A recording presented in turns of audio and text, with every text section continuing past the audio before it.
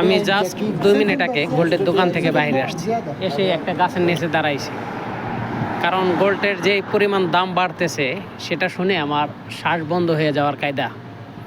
যাই হোক, পরে অক্সিজেন নেওয়ার জন্য গাছের নিচে এসে দাঁড়াইছি। এখন আপনাদেরকে আমি হিসাবটা দিচ্ছি। এই যে আমার স্ক্রিনে যে গোল্ডটা দেখতেছেন, নেকলেসটা, সেটার ওজন আছে 23.9 গ্রাম।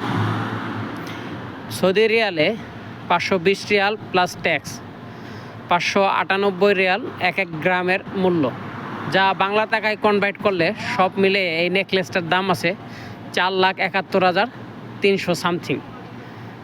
এত টাকা দিয়ে গোল্ড কিনে এখনকার ছেলেরা যে বিয়ে করতে পারবে সেটা হলো স্বপ্নের মতো।